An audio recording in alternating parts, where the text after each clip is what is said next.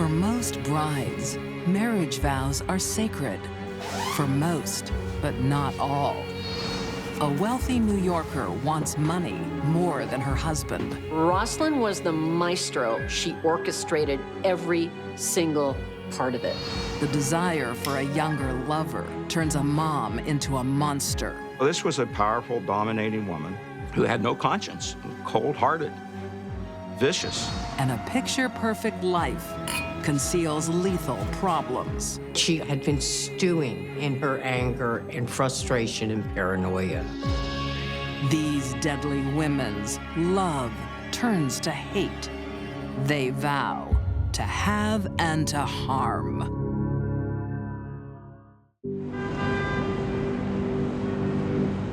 In 1993, the Upper East Side of New York City is the address of success. Well, that seemed to go pretty well. Pretty well? The investors were eating out of your hand. High school sweethearts, 37-year-old Howard and 36-year-old Howard Pilmar, are staking their claim. Howard was brilliant with money and had a lot of ideas, and he worked with his father to create the first in-store sip-and shop, coffee shop inside a store, and it did very well. The couple invests everything into the expanding business. Dr. Weinstock's dental surgery. Rosalind works as a dental assistant to bring in extra cash. Yes, we can fit you in on Thursday. Rosalind worked for a Manhattan dentist for 17 years. She also was his bookkeeper. No problem. But her salary isn't enough. It turned out she had a very dark secret. How will you be paying for that today, Mrs. Miller? Will the check be okay? Check is just perfect.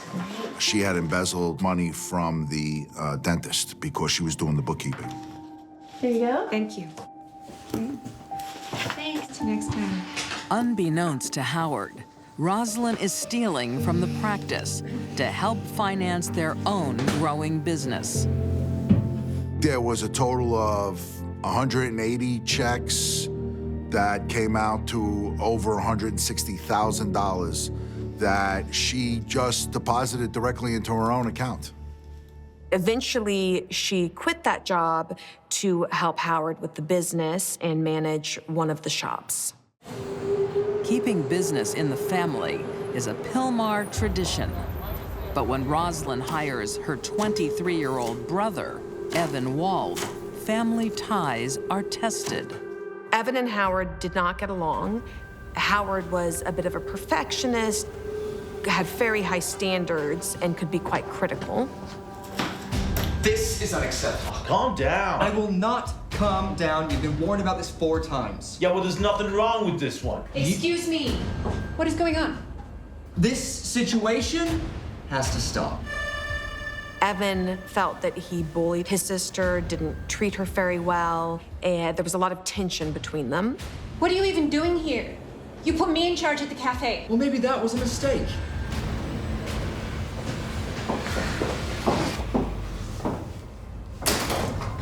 I just hate the way he treats you. It's just that he's always nagging. Why does he think he can treat us like that? Let it go. I'll talk to him later, okay? It'll all be okay. Okay? Rosalind does her best to keep the peace.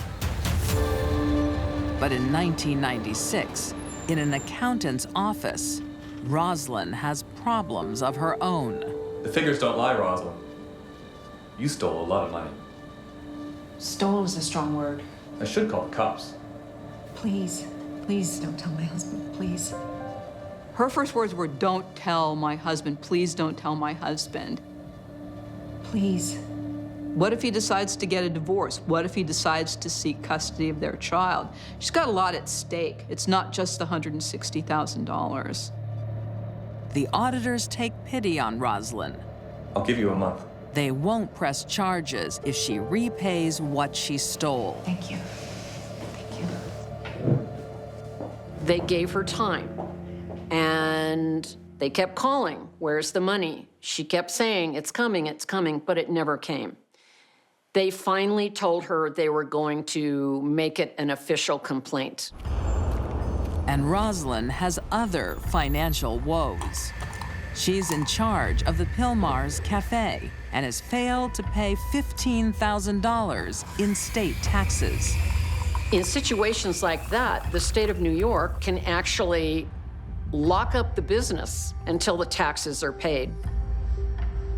And now this is one she really doesn't want to tell Howard about. This is a part of the business he entrusted to her, and she's let slide. Rosalind has just a matter of days before her deceit and incompetence will be exposed. What we've got is one that covers the entrance, another that covers the reception. Rosalind was getting really nervous. She knew she was running out of time. There's one in the elevator and another camera outside. Rosalind enlists her brother Evan in a plan to solve all her problems. They make discreet inquiries about after-hours security at the company office. And are they all recording 24/7? Yeah. If you don't mind me asking, why the sudden interest, Mrs. Pilmar? There's just been a lot of robberies in the area. Rosalind does not want to end up with half the assets, so she decides that she wants to go for the whole thing. I'll show you down here. March 21st, 1996. On New York's Upper East Side, the Pilmar's nanny, Allison, returns their son Philip home to a darkened apartment. When the nanny gets Philip home, she notices that there's no lights on. Where's Mom? She must still be at work. No, I'm here. How was practice? Good. I scored a goal. Good for you. Where are you going? She's just gotten out of the shower, her hair's all wet, she never turned on a light. The nanny thought that was rather odd. Is everything okay? Of course. Thanks again. Rosalind didn't give her the kind of detailed instructions she usually did. She also obviously wanted the nanny to leave quickly. When Allison's gone, Rosalind calls Howard's office, asking when he'll be home. Rosalind makes a call about 9:45, and it goes to Howard's answering machine. Hi, Howard. Just wondering what time you'll be home. It was very odd, very specific. Give me a call. I'm at the apartment. It's a lot of detail of exactly where he's supposed to be, where she is, who she spoke to, the time she spoke to him. Love ya. It's a message Howard Pilmar will never receive. The next morning, he's found brutally murdered at his office. Was a horribly bloody, traumatic, grisly crime scene. He had been stabbed 48 times, and many of these wounds were inflicted after his heart had stopped beating. Now, can a stranger be that angry at someone? Highly unlikely. It's not the only evidence that indicates the murder is personal. He didn't lose any of his personal effects. Howard had $200 in cash in his pocket, and he was wearing a Rolex watch on his wrist. The murder makes Rosalind a wealthy widow. Upon Howard's death, she ends up inheriting $1.2 million. She gets the business, and then the apartment in the Upper East Side, and the house in the Hamptons. So quite a bit of money. It's always suspect when your husband dies and it solves all your financial problems. But suspicions don't convict killers. The weapon is never found. Nothing can physically link anyone to the murder. You still don't have enough to convince a jury of 12. Within months, Rosalind sells the multi-million-dollar business. She clears her debts and moves on with her life for the next 17 years. Until the police hear a voice from the past. There was this breakthrough in 2016 when they interviewed the babysitter. The babysitter claims the night of the murder, Rosalind called to say she'd be delayed. Hey, Allison, can you take Philip home after practice? On the phone call, Rosalind says she's still at the office, which puts her on the scene. Yeah, we're not done here. Thanks. Bye. While Rosalind calmly makes childcare arrangements, her husband is lying at her feet in a pool of blood. We're not done here. I take that as a confession. You ready? It seems the night of the murder, Rosalind sets out to end her money worries and her marriage. Devoted younger brother Evan is with her every step of the way. Evan's operating under the fact that he's actually saving his big sister. Hey, Howard, you ready for us? Yeah, sure, come on in. I just need to show you something first. What is it? Out here, it'll only take a second.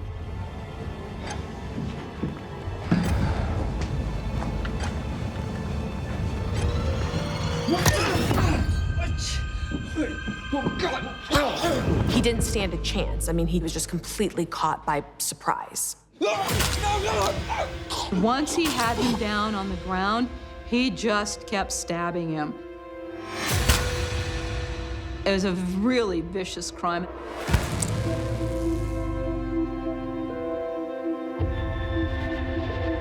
His lung was pierced, his heart was pierced, his voice box was slashed.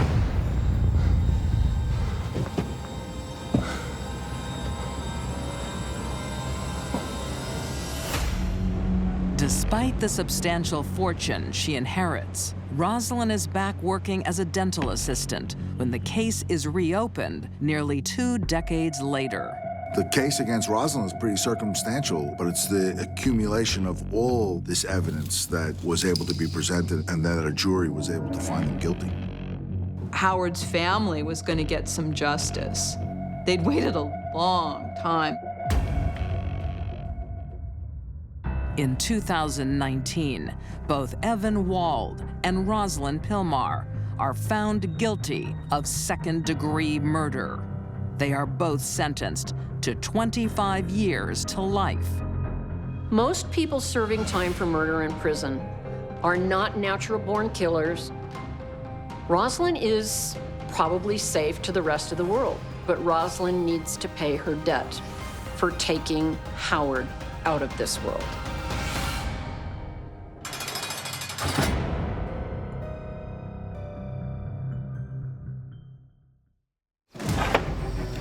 Judges and juries are particularly offended and frightened by defendants who, after murdering their victim, decapitate them.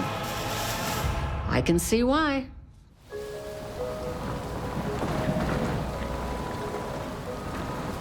Warren, Ohio, 1986.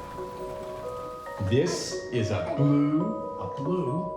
A simple life brings the Polling family happiness. 27-year-old Marie and her husband, Richard, 31, work hard to provide for their young family. She was a nurse's aide in a county nursing home. Who wants candy?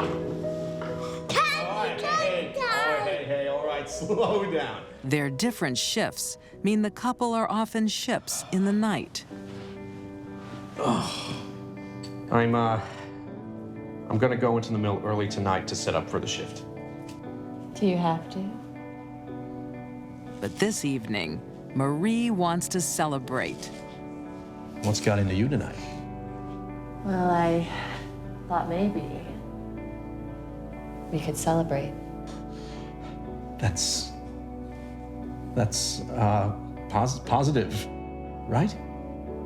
Are you ready for number 3? Hey, who wants another brother or sister?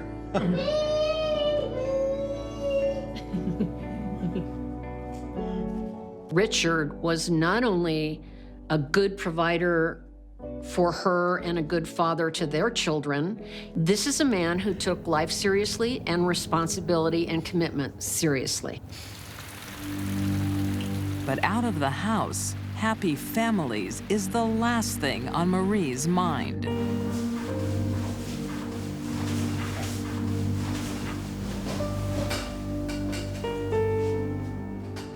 Out in public, she wasn't quite the homebody that you would expect. Cover for me? Again? Please. She commenced an affair with a younger man she met at work, who was described by most other people to be a loner. 6 years her junior, 21-year-old Rafael Garcia is infatuated.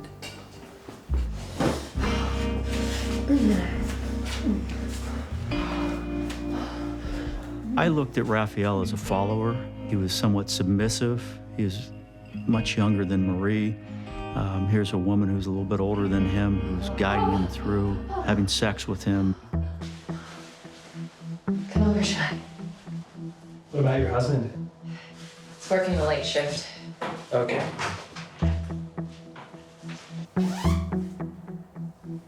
There's something I want to tell you. He followed her lead. He did what she told him to do.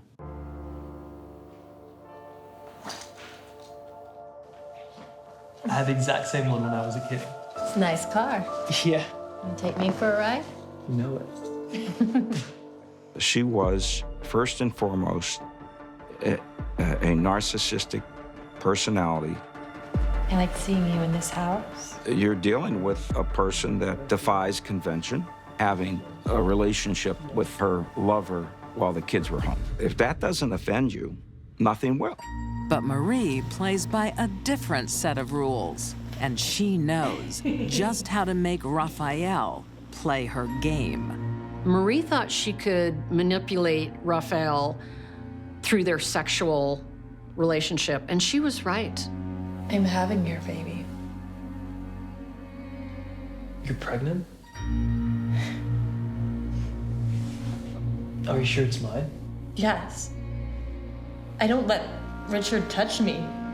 He's a brute. There's no evidence that he abused her other than the words of Marie Poling, which was never corroborated and not believable. Marie now has 2 men and a new baby. Both Richard and Raphael believe they are the father. Marie began to fantasize being with Raphael rather than her husband. And damn the children, damn everybody else, I'll do what I want to do, and I can do this.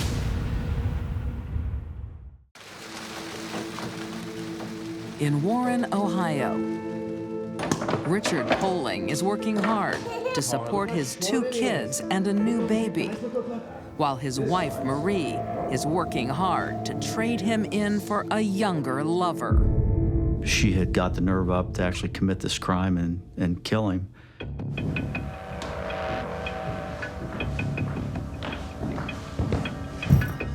On January the 8th, 1988, she's ready. Richard came home from work, laid down on the couch and fell asleep. He didn't go upstairs.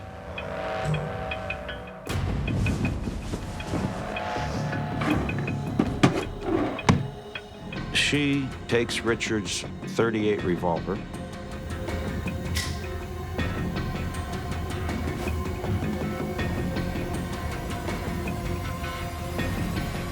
and she puts a pillow over the gun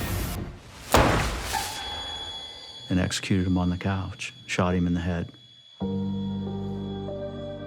So this was a powerful, dominating woman who had no conscience, cold-hearted, vicious.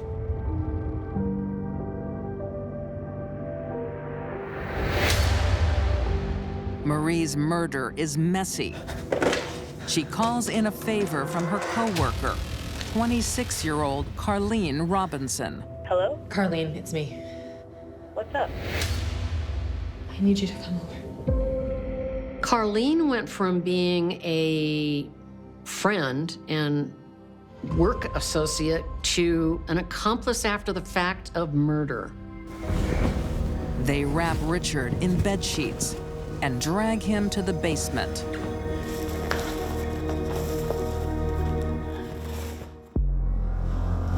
Marie enlists another accomplice, her boyfriend, Raphael. She gets him to stop at the hardware store on his way to pick up some equipment. He would be unlikely to turn his back on her. He actually believed she was the mother of his child.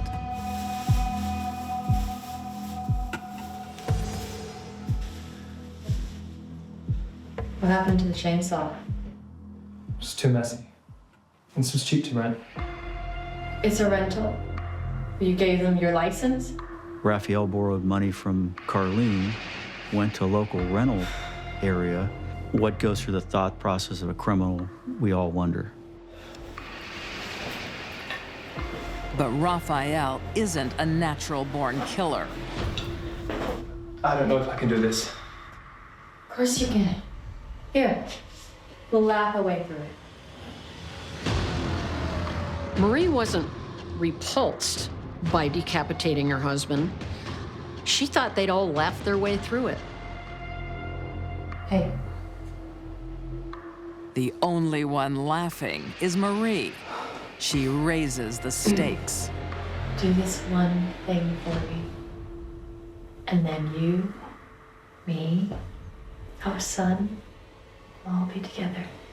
Raphael simply went into a follower's mode and listened to everything she would say. Don't you want to unwrap him first? No. I don't want him looking at me while I do it. I think there was a little bit of shame and guilt going on there. He didn't want to have to look at Richard's face, so he covered it. May God forgive me. Raphael said a prayer and asked God to forgive him. Between 10 and 20 swings were taken with the axe. It wasn't easy.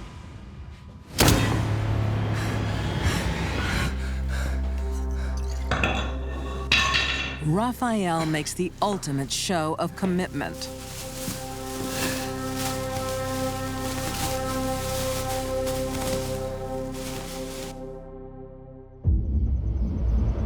Before the honeymoon can begin, the pair hits the road to ditch the evidence.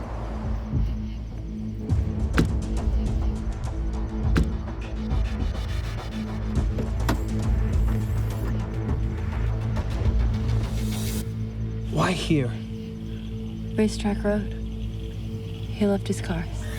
Richard's favorite hobby was tinkering on old race cars and racing them on the weekend. So he'll feel at home. She says that's a good place for him. He liked racing.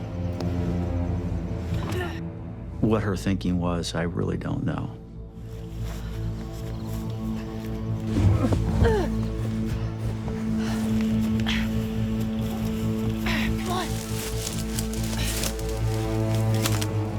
So their plan, get rid of the evidence, get rid of the body. Let's put a lot of distance between the body and the head.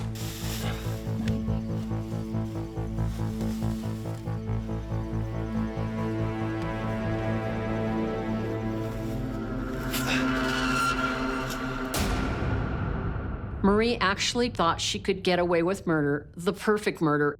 She was wrong. Richard's headless body is found less than 2 weeks later, and the police soon identify him from fingerprints. Things go from bad to worse. What hours did Marie Poling work that day? She didn't. She called in sick. Marie's alibi falters. Does Marie have any other friends on the staff? Well, she was very close to Raphael. And her faithful followers fall like dominoes. She confided in some people, but that was her undoing. Her loyal lover, Raphael, spills first. Raphael finally just broke down and told us the whole story. You told us that you were at work the day that Richard died. That's right. But you weren't. You called in sick. Just that 100-mile stare, just look you dead in the eye. I could feel the hair on the back of my head stand up. Please stand.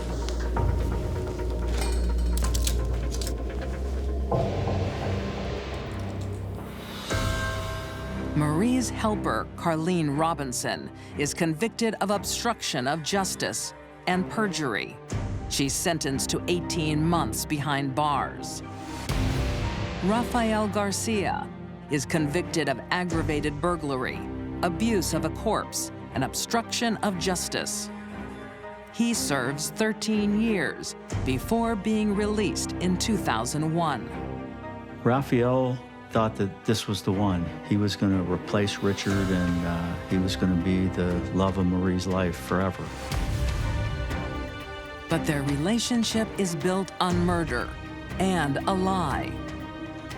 Rafael isn't the father of Marie's baby. Her dead husband is. Rafael believed that the baby was his baby and testified as such, had a picture of the baby. In 1988, Marie Poling is convicted of aggravated murder and abuse of a corpse. Marie is just a straight, cold-blooded killer. She's manipulative, she used other people, and she controlled the situation. She is sentenced to life with a minimum of 20 years. She has been denied parole several times. Her next hearing is in 2022. This woman is beyond redemption. She's exactly where she needs to be, and I hope she never gets out. She's dangerous.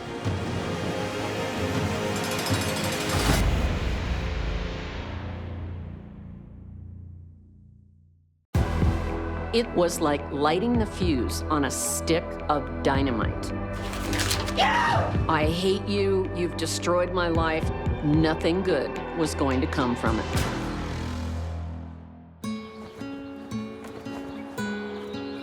In 1973, Concord, California. Come in. Susan, it's good to see you. Susan Bowling has everything a 15-year-old schoolgirl could wish for. Good looks, wealthy parents, and an intellect far beyond her years. Susan was a very gifted child. She started walking at 8 months. When she started talking, she talked in full sentences. By the time she was 4, she was reading books on her own. Tell me about your week. There's nothing to tell. Well, did you go to school? I hate it. Susan started avoiding school, becoming truant, because she just simply didn't want to be around other people. You know, I felt the same when I was your age. Really? The school recommended to Susan's mother that they take her to a psychologist and recommended Dr. Felix Polk. Felix had an unusual technique. He felt the emotional bond was very important to working with his patients. Well, it's just I like being alone. Susan is still dealing with the emotional turmoil of an absent father. She had daddy issues, to say the least, because her father deserted her. When I'm by myself, I can do what I want and not be judged. And You know, when I was your age, I was in France. We were hiding from the Germans. So I spent a lot of time alone. Felix's intensely personal therapy only increases that dependence and eventually leads to a scandalous romance. And I drank the whole thing. What she did was bond too tightly to him, and he to her. It was scandalous, it was unacceptable, it's ethically wrong by all standards. When Felix is 49 and Susan 24, therapist and patient become husband and wife. For Felix to become involved with her was like lighting the fuse on a stick of dynamite. Nothing good was going to come from it. But after 20 years of successful marriage, the world seems to forgive and forget. The Polks really did look like a very happy family. In 2001, they move into a $2 million estate in upscale Orinda, outside San Francisco. Susan, a devoted mother to 3 sons. It's got everything the boys could want. It's glorious. Felix, the respected psychologist with a flourishing career. In the Polk model of deviant adolescent behavior, it's their repressed memories that are crucial to their healing. He really was making a mark in the world of child psychology. I think they wanted the good things in life and were working hard for it. So, who's ready for lunch? But Felix's powerful influence on Susan's early years still haunts the relationship. She just never got the chance to, like, grow into a stable woman. Susan? Susan's mental health suffers. Susan. And goes untreated. Felix. Excuse me. Initially, Felix had a Svengali effect on her when she was a young girl and a young woman. But as she grew and matured, she became resentful, did not like being controlled by Felix at all. It was becoming quite apparent that she had mental issues. Susan. Susan! What's the matter? Are you okay? Just breathe. You're not my doctor anymore.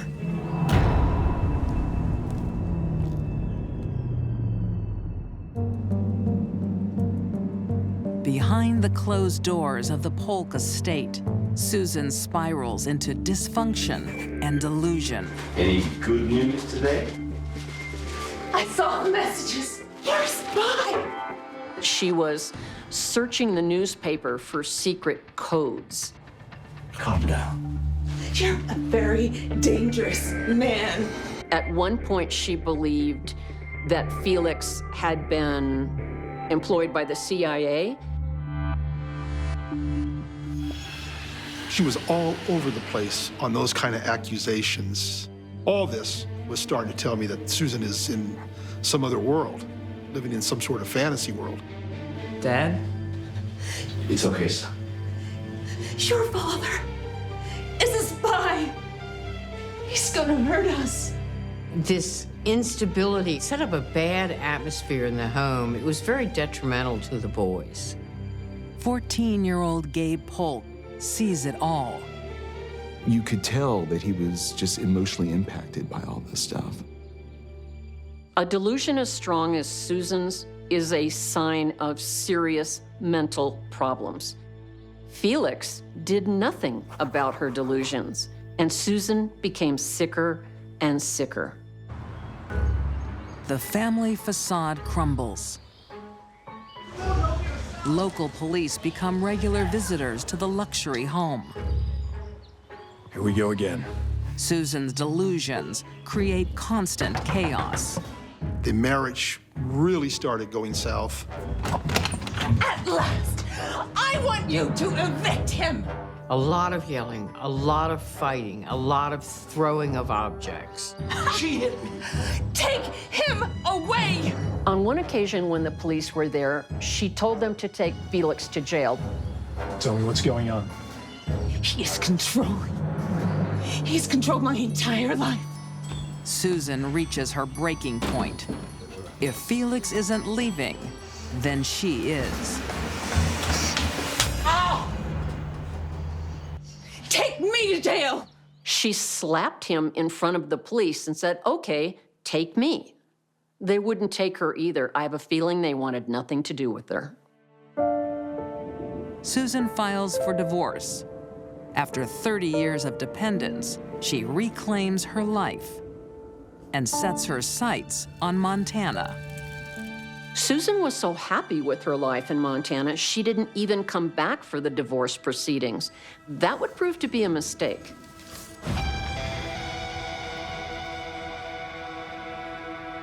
She finds out she doesn't have the house, she doesn't have custody of her child, and she also doesn't have the alimony that she was expecting.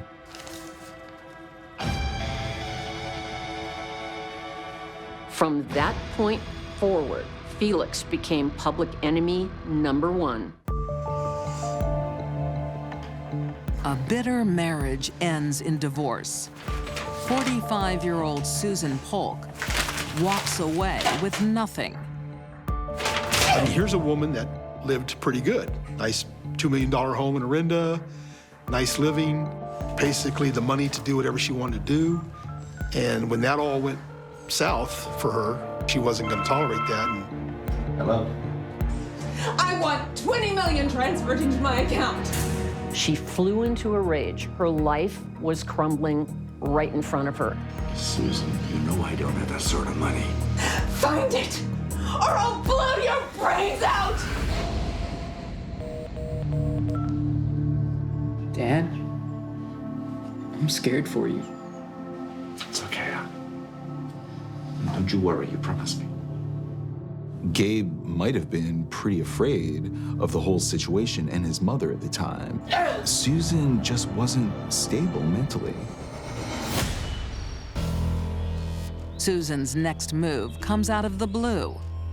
While Felix is out, she returns from Montana and secretly reclaims the family home. So what time is the game? 4 o'clock. Okay. I'll be home by 3. Felix was surprised to learn that Susan had changed all the locks on the doors. He couldn't get inside. He's forced to stay in the guest house.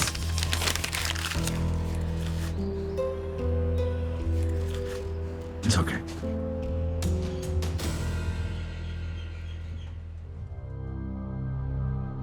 The next day, Felix is a no-show for the ball game with his son. Do you know where Dad is? No idea. Late afternoon, early evening, they were supposed to go to the game. He sat at the house waiting to hear from Dad. After a while, his curiosity got the better of him. Are you sure you don't know where Dad is? No. I told you before. Aren't you glad he's gone? I am. And that's when he went out to the guest house. Dad?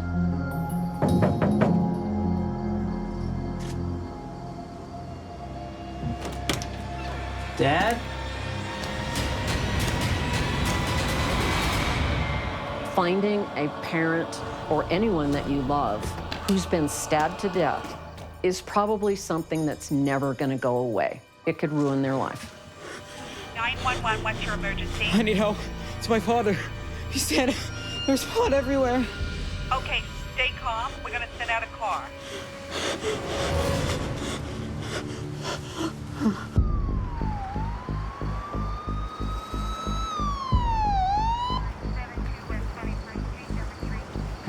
Sorry, ma'am, but your husband is dead.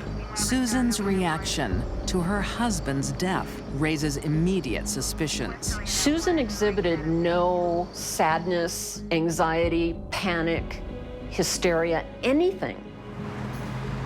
Oh, wow. We're gonna get a divorce anyhow.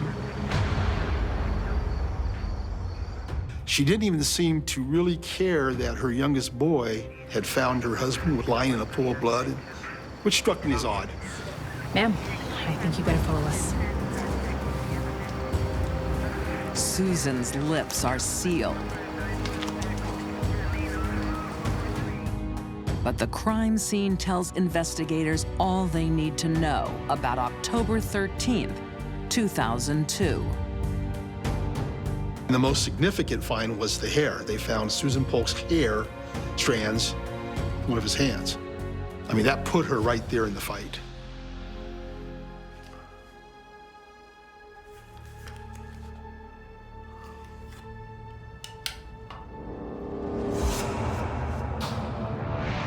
She obviously had been stewing in her anger and frustration and paranoia.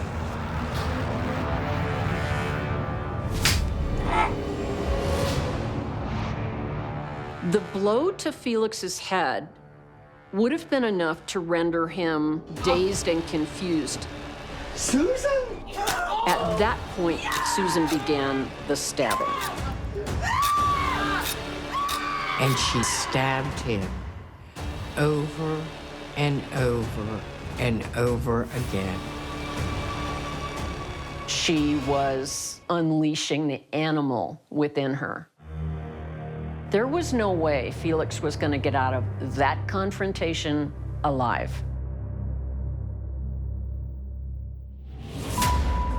At trial, Susan fires her legal team and represents herself. 2 of her sons give evidence against her. Putting her sons on the witness stand for days, unbelievably selfish, uncaring act. In 2006, Susan Polk is convicted of second-degree murder. She is sentenced to life in prison with a minimum of 16 years. Susan Polk traded her childhood for love. But instead, Felix helped create the monster that destroyed him. For all Susan's problems, she also has no sympathy for anyone, and there's no treatment for that.